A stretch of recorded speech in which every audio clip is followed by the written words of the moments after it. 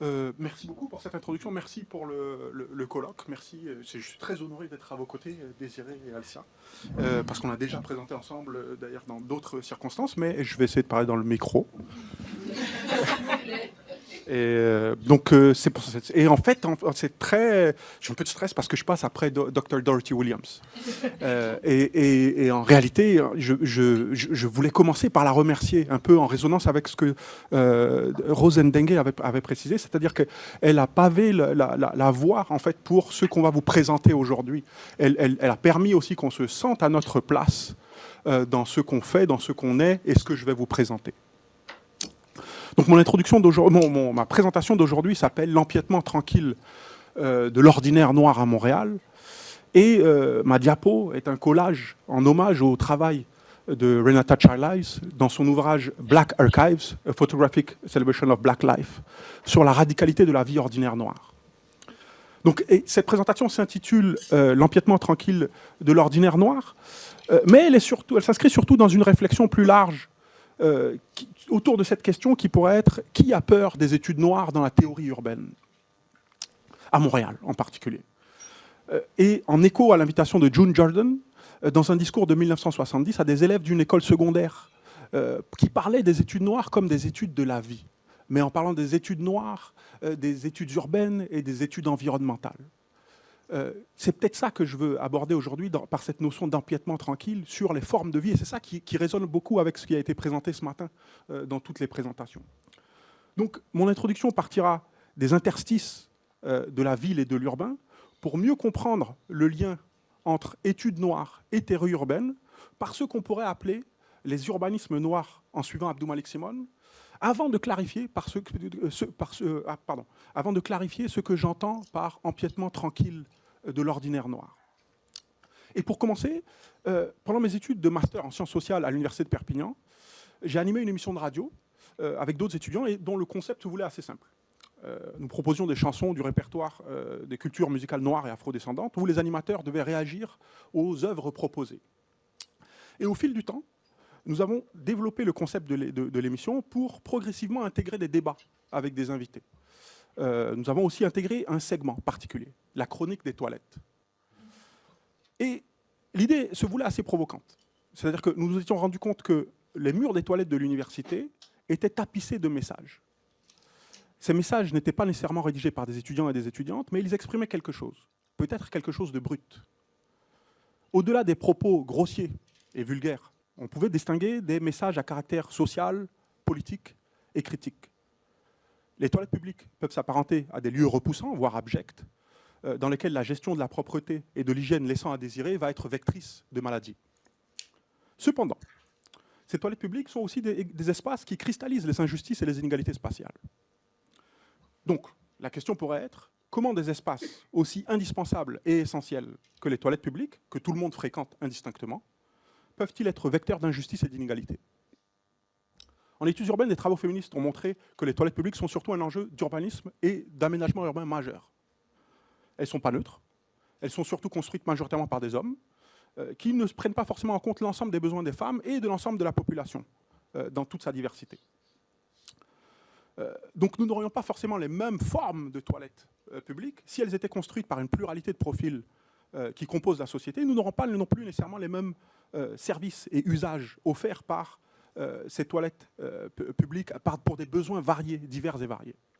Et dans le cadre d'un atelier de cartographie participative sur les transports et la qualité de vie, organisé par l'organisme Useful Cities, j'ai demandé à des étudiants, à un groupe, pas des étudiants d'ailleurs, c'était pas des étudiants, à un groupe de jeunes participants et participantes de représenter visuellement leur mobilité dans la ville. Et l'un des groupes s'est inspiré des jeux de société de plateau pour simuler le parcours quotidien d'un citadin ou d'une citadine qui va utiliser les transports communs dans une journée typique. La carte mettait en évidence, premièrement, les dysfonctionnements liés au partage de l'information en temps réel. Deuxièmement, l'accessibilité pour les personnes à mobilité réduite, mais surtout à l'absence de toilettes publiques dans de nombreuses stations de Montréal. Et comme vous pouvez le voir sur le tableau, et j'aime beaucoup cette carte, je ne sais pas si vous la voyez assez bien, le numéro 1, c'est le personnage avec lequel on avance comme ça, comme une espèce de jeu de plateau, qui montre, avec le numéro 2, la proposition de ces étudiants montrait des toilettes publiques idéales, c'est-à-dire spacieuses pour être accessibles au plus grand nombre, avec une table à langer pour les parents et des distributrices gratuites de produits sanitaires et hygiéniques. Et on voit la liste des stations qui ne disposent pas de toilettes publiques dans le réseau de transport public à Montréal, et particulièrement le métro. Donc ce qui est intéressant dans cette proposition, c'est que ma conception de l'espace et de l'urbain rejoint la proposition de ces étudiants. Et c'est peut-être, je partirais précisément de ce que j'ai appelé les interstices de la ville qui se retrouvent bien dans cette proposition des étudiants. C'est-à-dire que cette proposition résonne avec les messages que l'on pouvait retrouver au fond des toilettes de l'université et qui exprimaient peut-être ce qui était indicible et inaudible ailleurs. Notamment dans les espaces et les instances, les espaces formels et les instances. Il va falloir que j'articule profondément parce que c'est le stress qui parle et je vais revenir sur ma... Désolé. C'est précisément cet aspect qui nous avait intéressés dans le cadre de l'émission. Partir de ces fragments de pensée et de réflexion qui ne constituaient pas un mouvement, mais qui ne constituaient pas non plus des actions structurées ni concertées, mais qui partaient peut-être de prendre le temps de rédiger une idée ou une pensée avec la brutalité de l'esthétique d'un coup de pinceau ou d'un coup de feutre, sur un mur recouvert d'autres signes et d'autres phrases à caractère politique, poétique et philosophique, au milieu du bruit et de la saturation, des absurdités et de la vulgarité dans un espace qui s'apparente en l'occurrence à un espace interstitiel. Donc comment ? Là, on pourrait aussi avoir une autre question. Comment ces espaces interstitiels et essentiels, ordinaires, qui peuvent potentiellement reproduire les injustices et les inégalités spatiales, peuvent également constituer une sorte d'échappatoire vers une forme de liberté. Et pour moi, ces espaces interstitiels sont le théâtre de la lutte des places, qui partent de certaines positions sociales circonscrites dans des lieux spécifiques, comme les parcs, les écoles, les coins de rue, le lieu de travail, les toilettes publiques, etc. etc. Et ma réflexion sur l'urbain part précisément de cette contradiction. C'est-à-dire que d'une part, le potentiel de l'espace urbain repose sur sa capacité à créer du lien et des opportunités au sein de la société, et d'autre part, l'accès aux ressources urbaines est systématiquement contrôlé de manière croissante par les classes dominantes qui tentent à se les approprier. C'est la contradiction fondamentale de l'urbain. L'urbain à la fois libérateur et oppressant. Donc cette crise permanente de l'urbain permet paradoxalement aux classes dominées d'investir ces interstices pour s'affirmer comme citadins et forger leur destinée. Je pense notamment aux communautés noires afrodescendantes qui, comme le dit Abdou-Malik Simone, ont historiquement souffert dans le processus d'urbanisation et dans la production de la ville.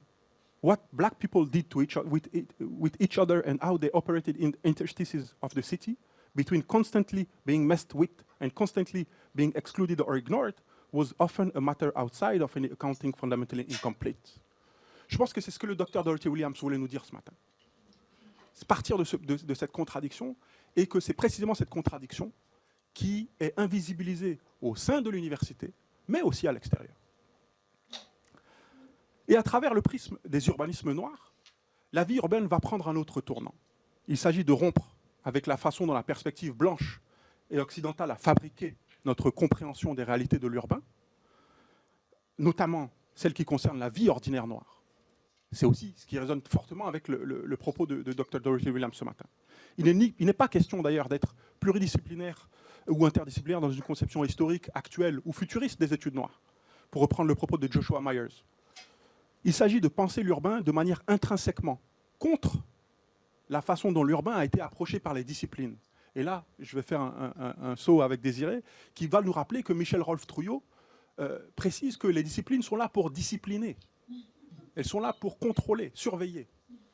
Donc, pour faire de la place à la pluralité des formes de vie, noires et autres d'ailleurs, qui ont systématiquement, historiquement contesté ces mêmes disciplines, il faut partir de cette contradiction de l'urbain.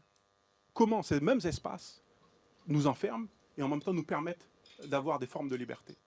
Et je pense que ça résonne beaucoup aussi avec la présentation de Zaka et tout ce qui a été présenté ce matin. C'est une contradiction fondamentale dans le rapport à l'espace. Et peut-être que c'est une question que je voulais parler à Zaka aussi tout à l'heure, c'est que dans précisément cette notion de mort de ces archives, de ces artefacts, la seule présence aujourd'hui d'y avoir accès, de les présenter, de les mettre à disposition, est-ce qu'on peut parler de mort complète, de mort sociale, pour reprendre le propos des afro-pessimistes, pardon, lapsus.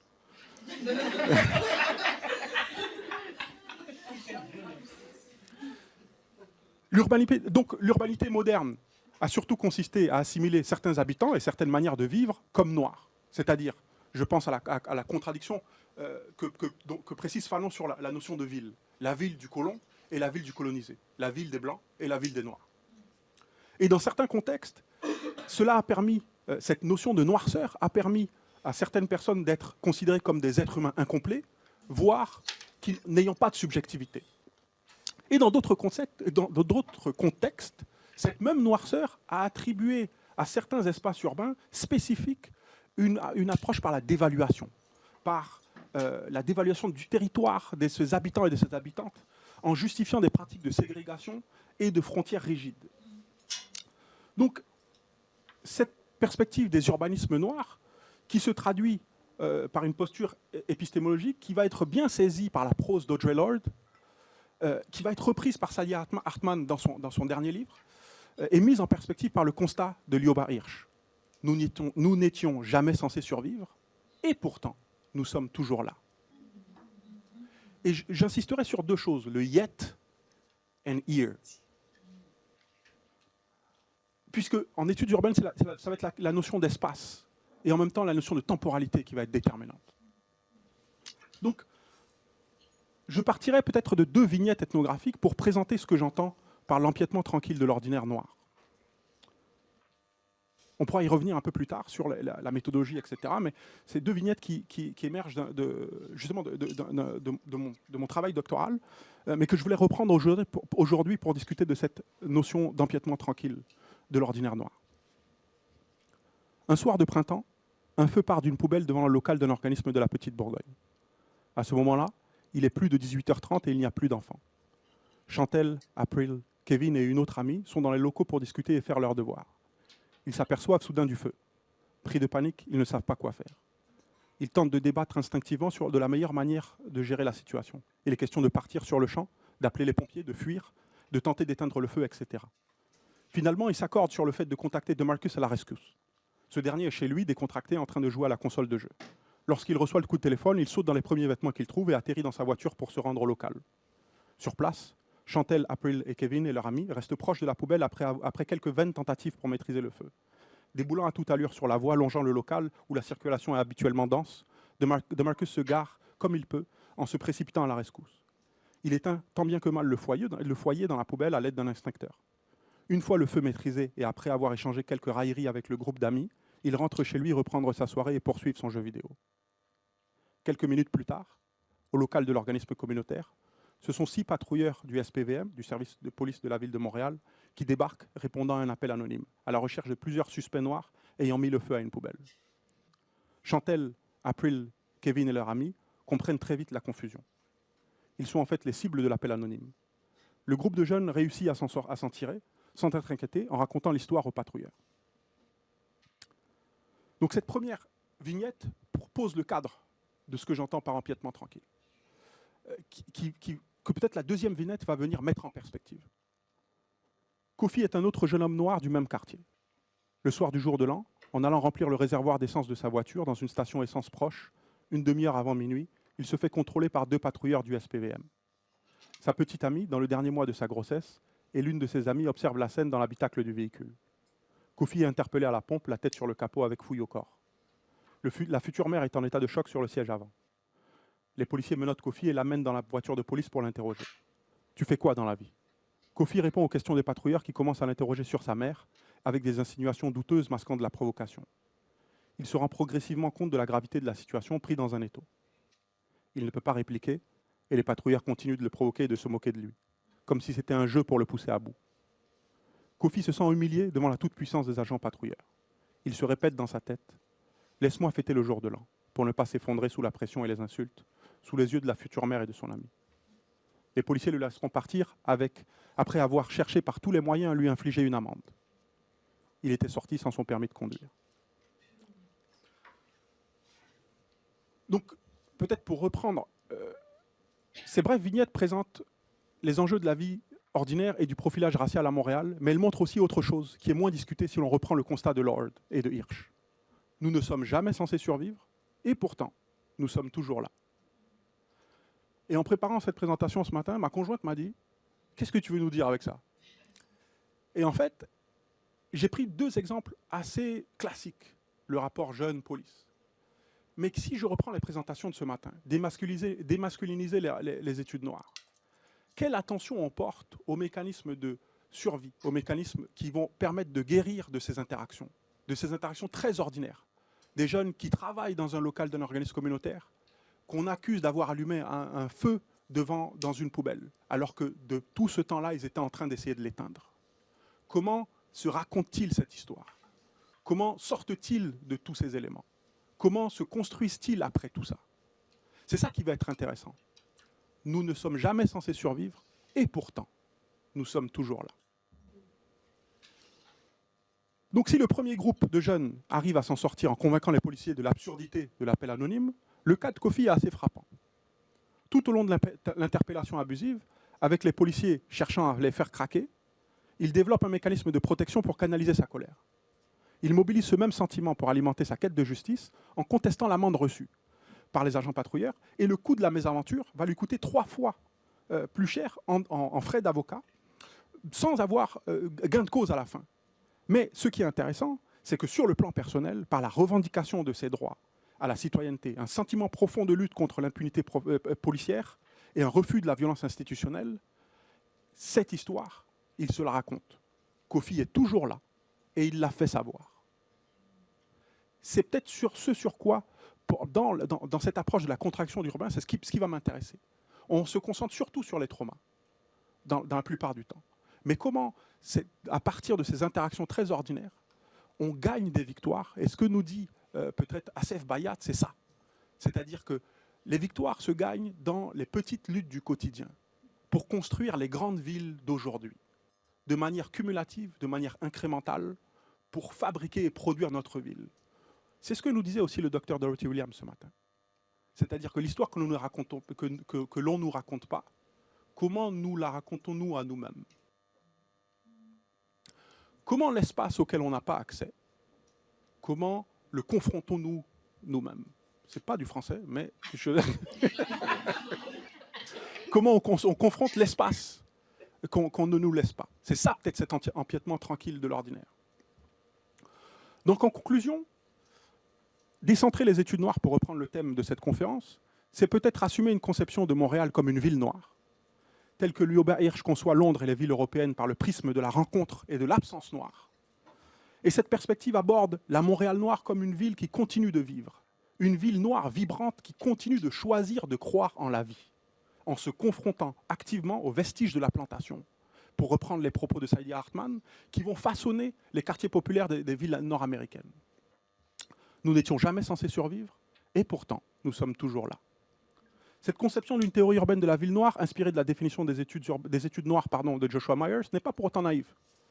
Elle est bien consciente de la contradiction intrinsèque de la dialectique de l'urbain, un espace incessant d'expérimentation pour les communautés noires en Amérique du Nord et ailleurs, tout autant que celle de la réinvention des mécanismes de déplacement et d'exclusion de ces mêmes communautés. Et cette conception est aussi bien au fait que l'imaginaire urbain de Montréal noir, en jouant sur les mots et la démographie du quartier de Montréal-Nord, est systématiquement relégué à la périphérie de la ville, voire un au-delà de la normativité urbaine, un ghetto au territoire de prédilection des gangs de rue habités par la violence, où les infrastructures urbaines seraient fragiles et vulnérables, loin des préoccupations de Saidiya Hartman. Les études noires n'ont jamais cessé, pourtant, de penser la ville, de penser cette ville. Depuis le jour où on a accusé Marie-Joseph Angélique de l'avoir brûlée, jusqu'au rappel du docteur Dorothy Williams. Nous étions ici, nous sommes ici, et tant qu'il y aura un citoyen noir pour se sentir chez lui, Montréal sera notre histoire.